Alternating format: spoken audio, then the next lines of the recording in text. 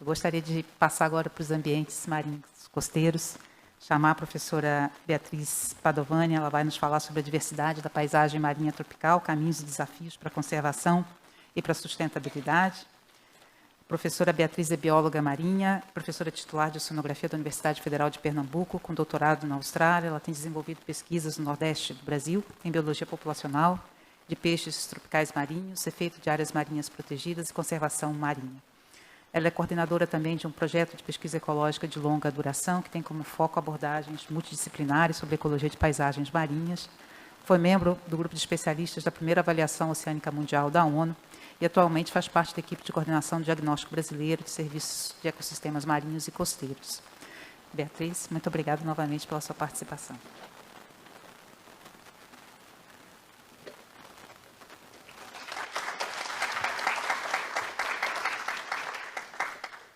Bom, primeiro queria agradecer, boa tarde a todos, agradecer a ABC pelo convite, a Mercedes por ter nos convidado, ter formado essa mesa tão diversa e interessante. A minha proposta é trazer um pouco da diversidade marinha no contexto da paisagem, como que no mar, no meio líquido, os processos se apresentam e se interrelacionam e o que isso implica para a conservação futura. Pode passar, por favor. Eu que passo. Cadê o negócio? Pode passar. Bom, então o título que eu escolhi é Diversidade da Paisagem Marinha Tropical, Caminhos e Desafios para a Conservação e Sustentabilidade. A gente está na década dos oceanos, e toda vez que tem alguma década de alguma coisa, porque alguma coisa está em problema. E essa década, ela traz vários números que nos remetem à importância dos oceanos. Os oceanos sempre são uma parte que ocupa, enfim, 75% da superfície da Terra, quase 20 mil espécies já identificadas, o que é muito pouco com os números que a Lúcia trouxe. Eu ficava só pensando, poxa, como falta identificar no meio marinho.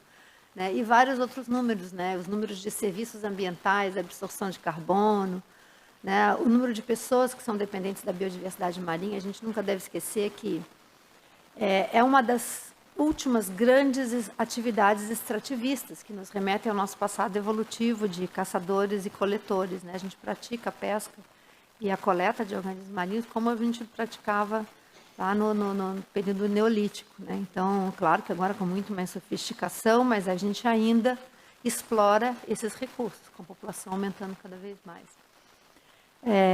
E valores materiais aí também, 3 trilhões de dólares, é o quanto que o mercado traz e quanto que vale esse sistema.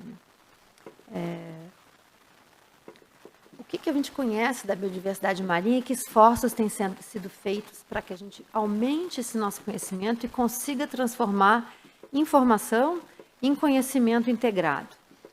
Um dos exemplos mais recentes é o Censo da Vida Marinha, que durante 10 anos teve uma quantidade imensa de cientistas, 2.700 cientistas de 80 nações, que fizeram várias expedições, descobriram 1.200 espécies novas, mas aparentemente com os estudos, a continuidade dos estudos vai chegar na casa dos milhões. E descobriram que 91% das espécies oceânicas ainda não foram classificadas, e mais de 80% de todo o oceano ainda também não está mapeado e conhecido. O estudo, como ele foi desenvolvido, aquele mapa que está ali no... São laser? Não, acho que não. Aquele mapa que está com aqueles pontinhos vermelhos traz os valores em azul, que já existiam dados, que dados já eram conhecidos e foram compilados. Em amarelo, que foi esse levantamento mais dados já existentes. E em vermelho, os dados que foram realmente obtidos. Então, a gente vê...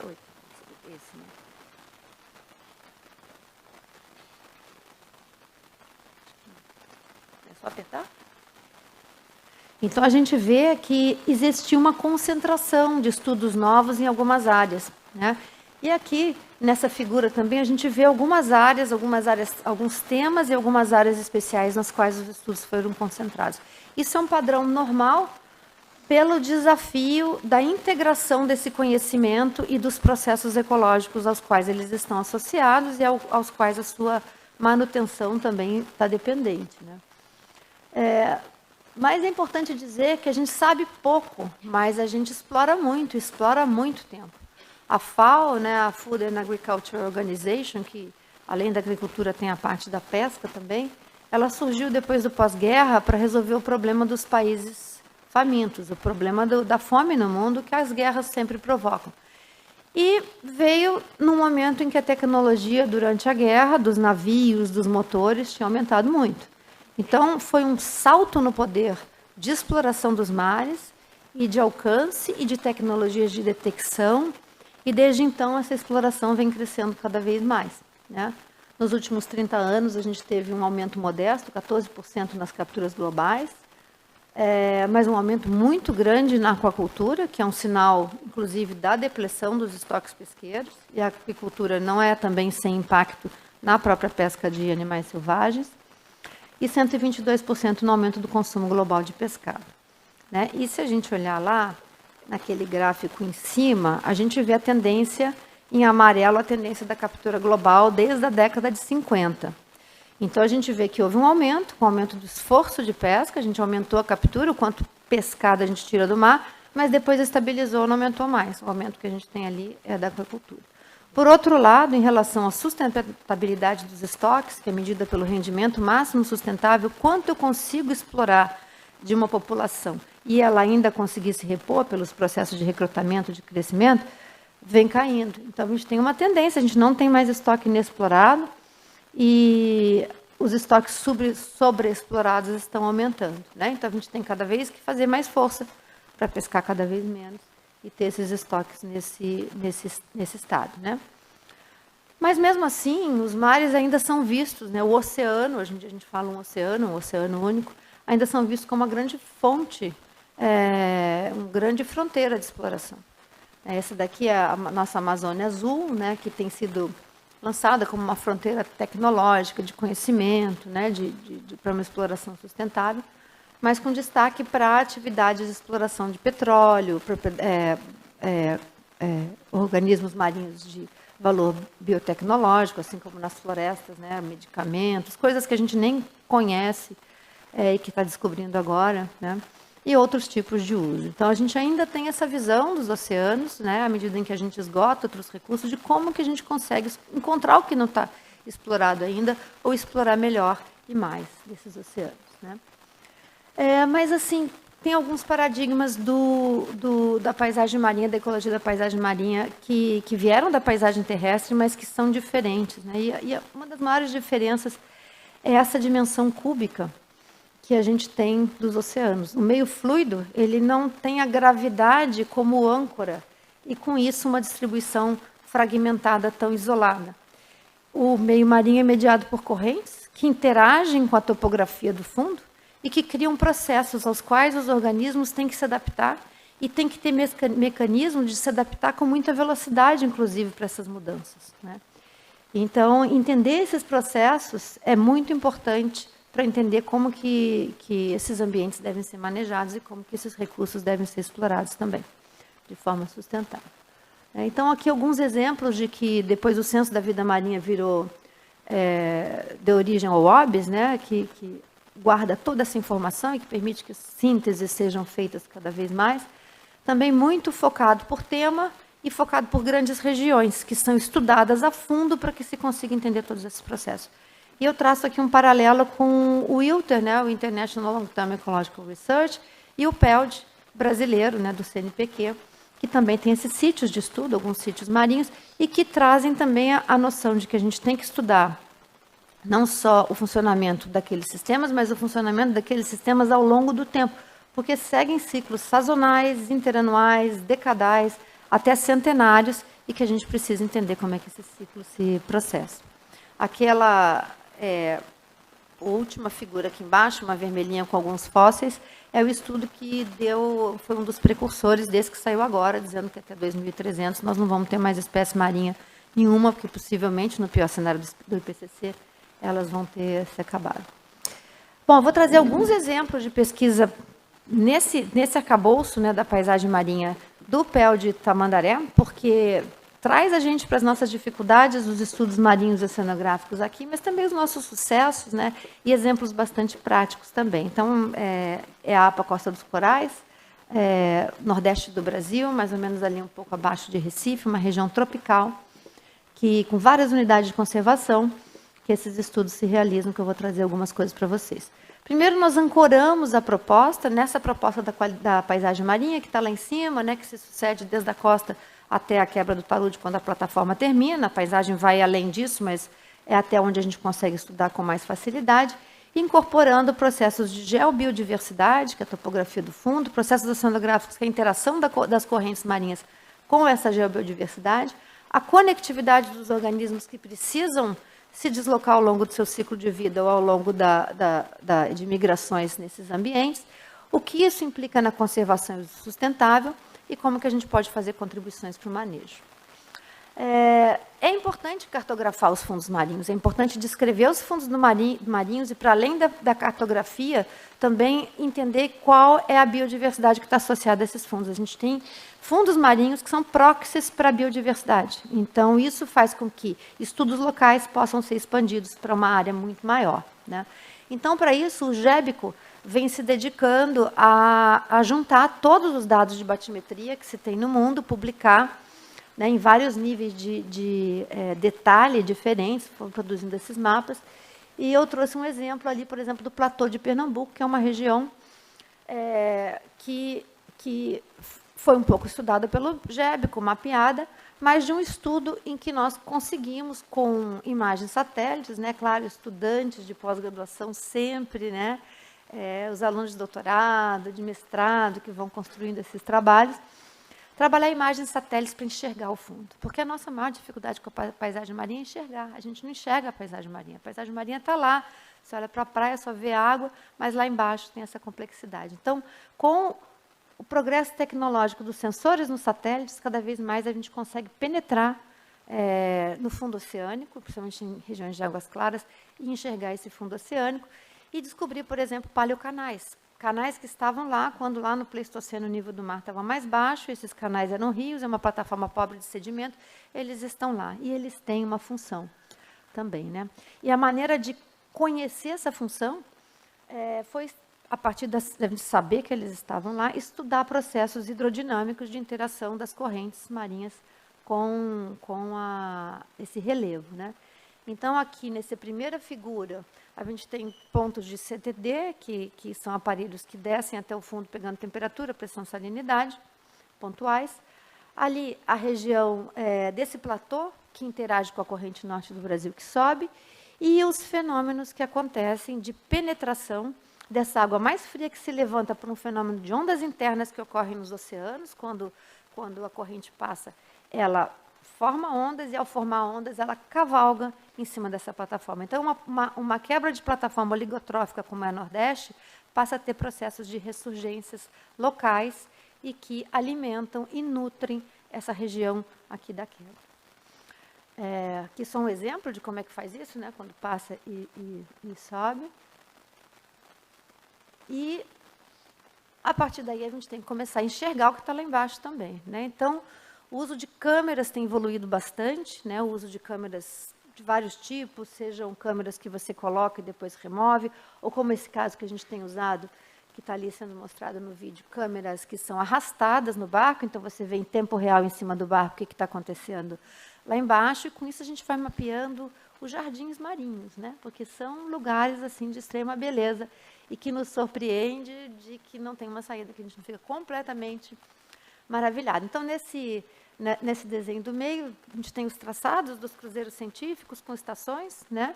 E os canais ali, o relevo mostrado, mas toda a biodiversidade capturada, algas, esponjas, né? Corais, peixes, todos esses organismos se distribuem também nesses patches, né? Nesses fragmentos, mas se comunicam entre os fragmentos também. Essa região da quebra da plataforma, por ter essa característica menos oligotrófica, mais produtiva, é uma região que os pescadores já conheciam há muito tempo como região de grande produtividade pesqueira. E através do conhecimento local desses pescadores, que apesar de não mergulharem, não terem nenhum tipo de sonda, navegarem com pesca artesanal, né, que eu estou falando principalmente bem primitivamente, conseguem desenhar o fundo marinho com uma precisão surpreendente. Então, com isso, a gente estudou áreas de grandes densidades, estruturas especiais nas gônadas, que revelam que a desova foi muito recente, e conseguimos determinar sítios de agregação reprodutiva, né? Então, esses sítios de agregação reprodutiva assentados bem na borda da plataforma e que não estavam incluídos nas unidades de conservação, porque quando elas foram desenhadas, elas foram só seguindo a Carta Náutica antiga, as cartas náuticas muitas vezes da década de 60. Então, uma proposta que foi feita, por exemplo, é o ajuste dessas unidades para incluir. Mercedes, se você puder falar quando faltar 5 minutos para mim, não me perder, porque estou falando meio devagar. Bom, e o que a gente tem nessa plataforma? O que a gente tem distribuído através dessa plataforma, né? A gente tem lá naquela figura lá da direita, né, de quem está olhando, uma concentração na quebra da plataforma de embarcações. Aqui é um radar que detecta as embarcações. Então, a pesca está lá. A pesca está sempre onde é que, né, assim, com os conhecimentos, com os saberes, eles sabem detectar. E, ao mesmo tempo, aqui na costa, as espécies que a gente vê desovando lá, a gente vê os juvenis recrutando ali na costa. Aquilo ali, na direita, é um trabalho, exemplares coletados nos manguezais, e através de elementos químicos, né, presentes nos otólitos, que são estruturas nos ouvidos internos dos peixes, que guardam essa memória, a gente detecta que eles são realmente dependentes estuarinos, eles vivem no estuário. Então, eles são desovados na quebra da plataforma e o transporte de volta traz eles para esses estuários de volta. Então, a gente tem um sistema perfeitamente conectado por migrações ontogenéticas e distintas frotas pesqueiras explorando, o que nos traz o pensamento de que a gestão pesqueira tem que ser feita combinada com diferentes frotas, né? A gente tem que considerar o contexto da paisagem na gestão pesqueira e esse planejamento aí.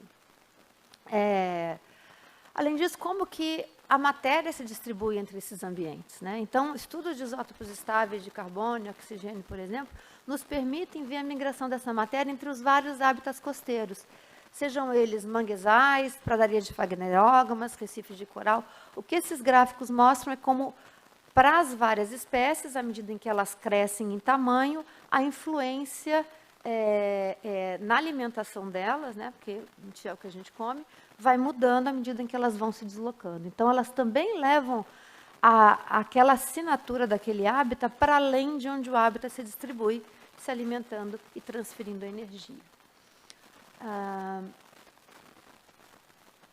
Outro elemento importante, né, é o que a gente pode fazer para conservar. Áreas marinhas protegidas são muito proclamadas, né? Já existe uma vasta ciência que mostra a importância de áreas marinhas protegidas. Uma grande pergunta é o quão pequenas elas podem ser para serem realmente efetivas. Seriam áreas onde o uso extrativo não é permitido, né? Então, aqui um exemplo, uma pequena área protegida ali de 4 km², né? Aqui está esse recife que é protegido, um local de pesca intensa. A gente usa monitoramento visual subaquático e vê que existe, lá naqueles gráficos do canto, sim, um aumento de abundância das espécies dentro dessa área. Também estão plotados os mapas de calor ali, para onde elas estão preferencialmente. Então, existe um aumento de biomassa dentro. Mas a pergunta é, será que esse aumento de biomassa, ele é exportado? Será como que ele funciona ali dentro? Quanto é possível reter dentro dessas espécies, que algumas fazem ciclos ontogenéticos, outras têm uns hábitats muito extensos, né, uns home ranges variados. Então, nós trabalhamos telemetria, que é uma coisa que antigamente era difícil dentro da água, e agora com a telemetria acústica ficou mais viável, né? Então, com a telemetria acústica a gente viu exatamente isso, que, embora sejam algumas dessas espécies, um grupo pelo menos era de herbívoros nômades, eles estabelecem territórios dentro dessas áreas, talvez pelas mudanças crípticas que a gente nem percebe, e que fornecem condições melhores e ficam uma grande parte do tempo. Então, pelo menos 90%, 80% do tempo, eles estão dentro dessas áreas. Esses 20% são o que a gente chama de spillover, é quando eles saem para ser capturados em outras áreas. Então, apesar de áreas marinhas protegidas, reservas marinhas, né, seria um tema já tão antigo, é ainda uma das melhores soluções para conservação em regimes múltiplos, né, de pescarias multiespecíficas. Um outro fato interessante que aconteceu esse ano, e eu queria trazer também, é o que a gente aprende com os desastres. Infelizmente, a gente acaba aprendendo com desastres. A gente teve esse ano o desastre do óleo, aquele derramamento grande de óleo por alguma embarcação na costa nordeste, né? A gente tem ali um mapa de vulnerabilidade, tudo que está em vermelho é extremamente vulnerável. Então, a gente vê que uma costa tropical, que tem mangue, padrinha de fanerógama, recife de coral, ela é toda vulnerável ao óleo, né? Não tem nem como dizer para onde que a gente corre. O óleo penetrou principalmente nos estuários. A nossa região é de mesomaré, então ela é uma bomba. E assim que as larvas entram, ela puxa e ela leva, ela puxa e ela leva. Porque a gente já acostumou a jogar esgoto no mar, né? Porque aí o mar leva, o mar volta de volta. Né? Então, é um sistema muito dinâmico. Então, o óleo se espalhou por essa região. E uma das coisas que a gente observou, apesar do óleo ter ido para a terra, ter encostado a terra, ter feito toque, ter ficado lá, é que micropartículas de óleo foram absorvidas pelo plâncton. O plâncton, imediatamente, os copépodos ingeriram essas partículas de óleo. Então, logo depois a gente fez os arrastos, eles estavam todos comendo aquele óleo, que é a mesma coisa que eles fazem com plástico, né? Então, isso mostra que na porta principal de entrada na cadeia trófica, a gente tem uma possibilidade de contaminação muito elevada por partículas estranhas, por componentes químicos que entrem, né? Isso vai ter um efeito em quem come o zooplâncton, que são as larvas de peixes. Isso aí são todas larvas de peixes prestes a assentar nos recifes de coral. Os recifes de coral são claros, né? Então eles são como as borboletas, os pássaros, né? Usam muito a visão também. Então isso aí foi um trabalho coletado com a armadilha de luz e a gente vê que eles seriam, né, o próximo. E naquele GIF que está ali no canto, vocês veem, a gente usou um modelo de dispersão larval para ver o que o óleo estava fazendo. Não sei se dá para ver direito, mas essa dispersão e essa conectividade do óleo se espalhando por toda a costa. A gente usou como se a gente largasse uma partícula, uma modelagem, né, lagrangiana, a partir de um modelo hidrodinâmico, e ver o que ele acontece. Então, a gente vê que tem esse potencial de conectividade muito grande de dispersão, e foi exatamente o que aconteceu. Um modelo simples, mas funcionou a partir do momento, a gente não sabe de onde que o óleo veio, mas quando ele chegou. Um outro impacto com o qual nós temos muita coisa para pensar, 5 minutos, é o impacto do branqueamento nos recifes de coral. Os recifes de coral suportam uma variação térmica muito pequena. Então, o que esse gráfico aqui mostra, e é um satélite do NOAA que tem um produto que usa a temperatura superficial e calcula a anomalia da média histórica, o quanto que a temperatura está acima da média histórica, nos mostra que o ano de 2020 teve temperaturas muito anômalas. E o que a gente viu foi um branqueamento geral na costa brasileira. Todos os pontos de recife de coral foram afetados e branqueamento massivo aconteceu em todo, e pela primeira vez aconteceu uma mortalidade também massiva, muito significante. E isso porque, na última década, foi a década mais quente da história das medições, da temperatura dos oceanos, e nós tivemos simplesmente 2010, 2016, 2019, 2020, 4 eventos de anomalias extremamente elevadas. Então, elevadas e persistentes, né? Então, isso leva ao branqueamento, que é a quebra da simbiose entre os corais e as algas, e, consequentemente, a mortalidade dessas espécies. E o que vem acontecendo com os recifes de coral do mundo, né? A gente participou do relatório global sobre a saúde dos recifes de coral, desde a década de 90, quando se percebeu que os recifes de coral estavam sendo degradados por atividades humanas como poluição, despejo de esgoto, sobrepesca. Naquele tempo não se pensava nem em plástico, nem em mudança climática, né? Agora são novas coisas. Então, se formou uma rede global de monitoramento que faz relatórios periódicos também, né? As áreas que a gente estudou foram essas áreas aqui do Brasil, né, que a gente aportou com dados, mas a rede é uma rede bem grande. E o que a gente viu que no Brasil vem acontecendo ao longo desses 20 anos é o mesmo que vem acontecendo no mundo.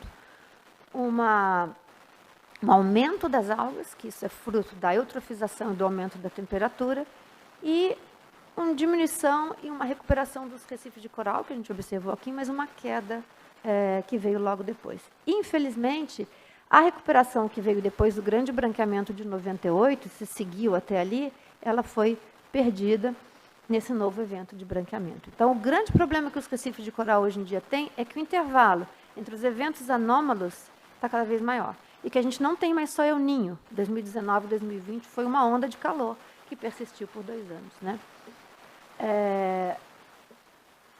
Uma coisa legal do monitoramento de recife de coral, que é muito atrativo, né, muito atraente. Então, assim, a gente faz parte de uma rede global voluntária, então isso trouxe esse exemplo só para reforçar.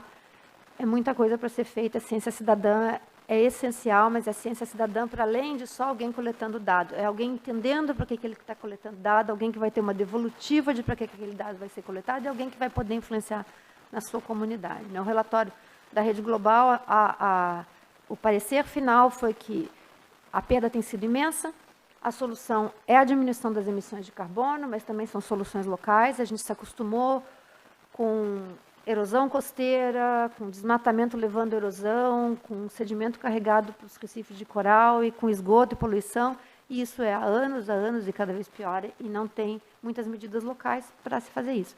E a outra coisa é a restauração. Então, por isso que eu já vou terminando aqui falando da restauração, que esse é um exemplo, a gente estava falando ali de aprendizagem de máquina, né, que cada vez mais é usado, mas é um modelo, na verdade, é um modelo de decisão por ferramentas, no qual a gente usou mapeamento de recifes de coral com bandas que conseguem enxergar também, né, esse foi o caso da Worldview e da Landsat, que é grátis e que está cada vez melhor, para mapear colônias de coral, né.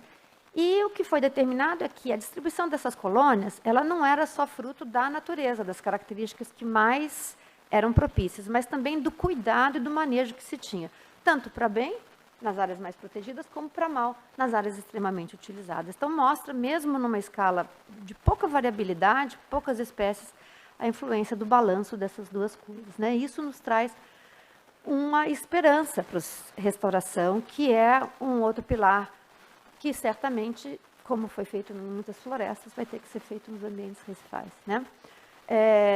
Algumas colônias estão totalmente recuperadas, são resilientes, nelas está a chave genética para essa resistência, por que elas resistem enquanto as outras perecem, né? Isso, com certeza, é o segredo da permanência dos recifes de coral, que já passaram por muita coisa. A gente fala, nós temos que salvar os recifes de coral. Na verdade, os recifes de coral estão nos dando uma mensagem, nós temos que salvar a nossa civilização como ela é, né? Porque os recifes estão aí muito mais tempo. E, finalmente, falando da pesca, informação é tudo, né? Informação é o que a gente precisa. A gente está falando disso, né? A Lúcia já falou, o Rafael deve falar também. E o que a gente tem da pesca? Muito pouco. Muito pouco. A gente não conhece o que a gente remove dos oceanos, não conhece direito, com algumas exceções, né? Mas a gente conhece muito pouco. Mas a gente conhece os barcos, olha, isso tudo em azul, em amarelo, são embarcações, atividade pesqueira, intensidade de atividade pesqueira. Então, vocês podem ver que todos os oceanos têm, né? O Brasil, que está sem estatística pesqueira desde 2008, até 2011 foram feitas projeções, mas o norte e o nordeste do Brasil não tem estatística pesqueira desde 2011. Agora aderiu ao Global Fishing Watch, que tem 2 tipos de rastreamento de embarcações, por satélite ou por rádio, e pelo menos as embarcações de maior porte vão ser mapeadas. Mas a gente vê que tem um buraco ali no Nordeste, e esse buraco é o mesmo antigo aqui do PREPS, quando era só rastreamento por satélite, porque elas são muito pequenas, elas não são rastreadas. Então, a gente tem uma invisibilidade de um setor que tem milhões de pessoas e que são aqueles mais vulneráveis às mudanças climáticas, pela localização, pelas mudanças que é esperado dos organismos marinhos de distribuição, com os impactos das mudanças climáticas. E justamente pescadores e pescadoras de movimentos no Brasil inteiro acabaram de lançar uma plataforma de automonitoramento. O automonitoramento da pesca não pretende substituir o monitoramento que o governo tem que fazer, mas ele é uma ferramenta de visibilidade, de autoconhecimento, de reflexão, de troca de informação, né? É essencial. A gente estava falando até nas espécies dos catálogos da parataxonomia, né? Então, a ideia deles também que isso seja uma catalogação com a diferença regional que a gente tem. Um estado para o outro já é completamente diferente. E, finalmente, para concluir, em breve a gente vai ter o diagnóstico marinho costeiro, né, sobre a biodiversidade e serviços ecossistêmicos, muitos cientistas participando, mas como novidade, que é uma visão do IPBS, a participação dos saberes locais.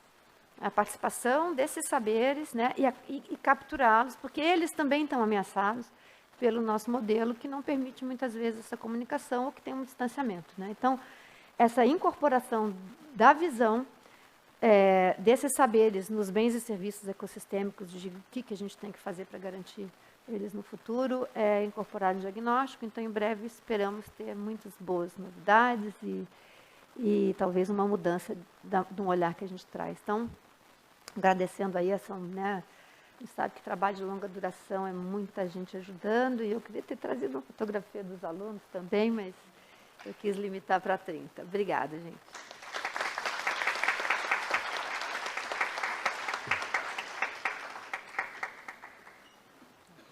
Muito obrigada também, Beatriz, pela palestra. Eu acho que a gente viu vários pontos de interseção com a apresentação da Lúcia, né? Enorme complexidade, estudos de biodiversidade, a demanda, né, por diferentes disciplinas, áreas do conhecimento, a incorporação de novas metodologias para estudos da biodiversidade. Eu acho que a Beatriz também tocou aí no final em um ponto essencial, que a gente está falando, na verdade, de sistemas socioecológicos, né, e a interação também com grupos humanos, que é particularmente importante. E já encaminhando, então, para o encerramento dessa primeira parte, eu acho que nada melhor do que fechar com o Rafael Dias Loyola, professor da Universidade Federal de Goiás, que vai falar na palestra precisamente que futuro queremos, né? Nossa última chance de conviver com a diversidade. O Rafael, ele atua exatamente na interface entre ciência e tomada de decisão ambiental e elaboração de políticas públicas, né? Um pesquisador consolidado que entrou na área de políticas públicas de peito aberto, né? Com muita coragem.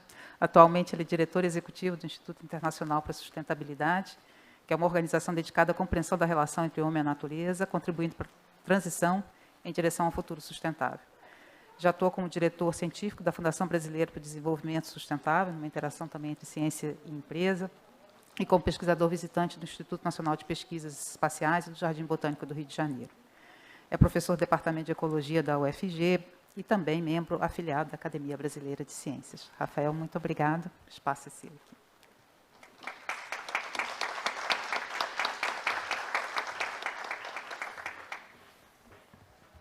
Obrigado. Prazer estar aqui, prazer estar presencialmente com vocês, prazer estar com quem está nos ouvindo também pela internet, prazer estar com todas essas mulheres cientistas fantásticas que eu tanto admiro. O mal sou biólogo, né? O mal da biologia é que tudo é muito interessante, é uma agonia para escolher o que você vai fazer, né? Sempre que eu fico ouvindo essas palestras, eu tenho vontade de voltar para a sala de aula e aprender mais coisas, que eu acho que ficou faltando ainda. A vantagem de quem está aqui é ficar vendo as carinhas do lado de lá. Eu fiquei vendo as caras de vocês curiosos nas apresentações. Eu acho que isso acontece em maior ou menor medida em todas as ciências, né? Não é um privilégio só das ciências biológicas. Mas, enfim, estou aqui para falar um pouco, nosso tema aqui é o futuro é agora, mas que futuro é esse, né? Se o futuro é agora, a gente tem que começar a desenhar ele. Acho que a gente começou lá atrás. Eu acho que quem está aqui tem uma visão de futuro comum. E eu também fico bastante feliz de ver que, numa reunião importante da ABC, a parte natural, o meio ambiente, chegou primeiro, né? Acho que isso vai ser o fundamento de tudo que a gente está dizendo e o fundamento do futuro que a gente quer daqui para frente. Então, vamos lá. Eu acho que o meu ponto principal, eu não vou retomar, né, assim, a palestra da Lúcia, maravilhosa no sentido da gente entender de onde veio essa diversidade que a gente tem. A Beatriz complementou essa parte marinha também, que às vezes, e é por isso que tem esse diagnóstico agora, fica um pouco relegada. Vocês veem até em termos do número de espécies que a gente conhece. Mas o fato é que, e vocês já devem estar sentindo isso, ao longo do tempo, essa preocupação vem aumentando, né? Claro que a preocupação ambiental, com as questões ambientais, não é nova, mas isso vem num crescendo e, ultimamente, tem ganhado destaque em vários lugares. Com o avanço da pandemia, então, né, e toda essa interação que essas doenças emergentes têm com os sistemas naturais e com a destruição desses sistemas, isso ficou muito mais claro para a gente.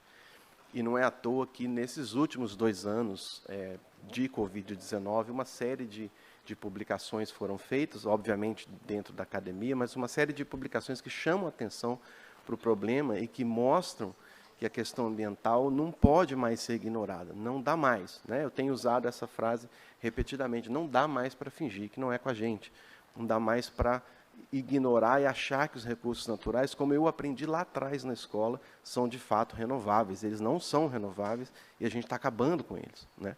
E aí você vai ter grandes relatórios, como um relatório do Fórum Mundial, do Fórum Econômico Mundial, chamando atenção para a questão climática, o relatório publicado pela ONU no ano passado, chamando atenção para essas questões de degradação ambiental, poluição, perda de espécies, que a Mercedes comentou. Toda a questão climática sendo agora incorporada, inclusive, pelo setor privado